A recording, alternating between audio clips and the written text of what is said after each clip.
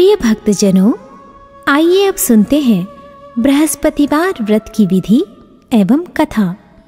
इस दिन बृहस्पतेश्वर महादेव जी की पूजा होती है। दिन में एक समय ही भोजन करें, पीले वस्त्र धारण करें, पीले पुष्पों को धारण करें। भोजन भी चने की दाल का ही होना चाहिए, नमक नहीं खाना चाहिए। पीले रंग का फूल, चने की दाल, पीले कपड़े तथा पीले चंदन से पूजा करनी चाहिए। पूजन के पश्चात कथा सुननी चाहिए। इस व्रत के करने से बृहस्पति जी अति प्रसन्न होते हैं तथा धन और विद्या का लाभ होता है। स्त्रियों के लिए ये व्रत अति आवश्यक है। इस व्रत में केले का पूजन होता है। कथा। किसी गांव में एक साहूकार रहता था, जिसके घर में अन्न, वस्त्र और धन किसी की कोई कमी नहीं थी, परंतु उसकी स्त्री बहुत ही कृपण थी। किसी भिक्षार्थी को कुछ नहीं देती, सारे दिन घर के कामकाज में लगी रहती। एक समय एक साधु महात्मा बृहस्पतिवार के दिन उसके द्वार पर आए और भिक्षा की याचना की। स्त्री उस समय घर के आंगन को लीप रही थी। इस कारण साधु महाराज से कहने लगी कि महाराज, इस समय तो मैं घर लीप रही हूँ, आपको कुछ नहीं दे सकती, फिर किसी अवकाश के समय आना। साधु महात्मा खाली हाथ चले गए। कुछ दिन के पश्चात वही साधु महाराज आए, उसी तरह भिक्षा मांगी। साहूकारनी उस समय लड़के को खिला रही थी। कहने लगी, महाराज मैं क्या करूं, अवकाश नहीं है, इसलिए आपको भिक्षा नहीं दे सकती। तीसरी बार महात्मा आए तो उसने उन्हें उसी तरह से टालना चाहा, परंतु महात्मा जी कहने लगे कि यदि तुमको बिल्कुल ही अवकाश हो जाए तो मुझको भिक्षा दोगी? साहूकारनी कहने लगी कि हाँ महाराज, यदि ऐसा हो जाए तो आपकी बड़ी कृपा होगी। साधु महात्मा जी कहने लगे कि अच्छा, मैं एक उपाय बताता हूँ। तुम बृहस्पतिवार को दिन चढ़ने पर उठो और सारे घर में झाड़ू लगाकर कूड़ा एक कोने में जमा कर दो। घर में चौका इत्यादि मत लगाओ। फिर स्नान आदि करके घर वालों से कहो उस दिन सब हजामत अवश्य बनवाएं। रसोई बनाकर चूल्हे के पीछे रखा करो, सामने नहीं। सायंकाल को अंधेरा होने के बाद दीपक जलाओ तथा बृहस्पतिवार को पीले वस्त्र मत धारण करो, ना पीले रंग की चीज़ों का भोजन ग्रहण करो।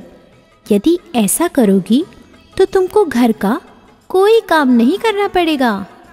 साहूकारनी ने ऐसा ही किया। बृहस्पतिवार को दिन चढ़े उठी, झाड़ू लगाकर कूड़े को घर में ही जमा कर दिया। पुरुषों ने हजामत बनवाई, भोजन बनवाकर चूल्हे के पीछे रखा। वह सब बृहस्पतिवारों को ऐसा ही करती रही। अब कुछ काल बाद उसके घर में खाने को दाना न रहा। थोड़े दिनों में महात्मा फिर आए और भिक्षा मांगी, परंतु सेठानी ने कहा, महाराज मेरे घर में खाने को अन्न नहीं है, आपको क्या दे सकती हूँ?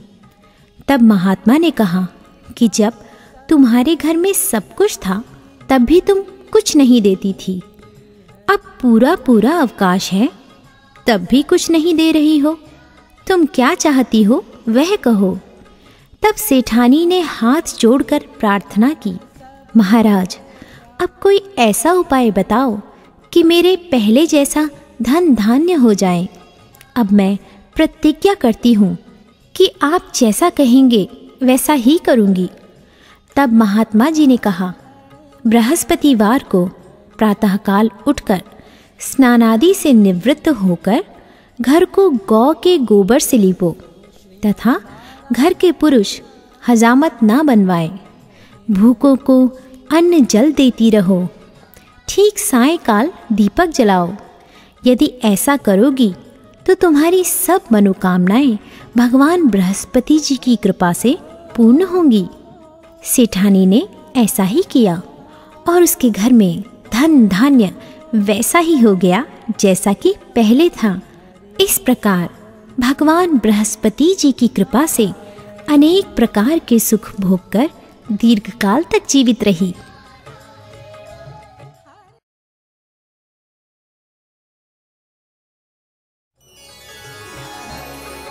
प्रिय भक्तजनों, आइए अब सुनते हैं बृहस्पतिवार की दूसरी कथा। एक दिन इंद्र बड़े अहंकार से अपने सिंहासन पर बैठे थे और बहुत से देवता, ऋषि, गंधर्व, किन्नर आदि सभी सभा में उपस्थित थे।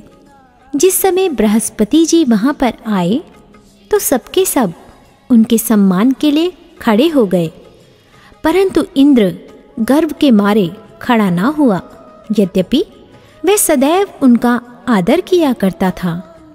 बृहस्पति जी अपना अनादर समझते हुए वहां से उठकर चले गए।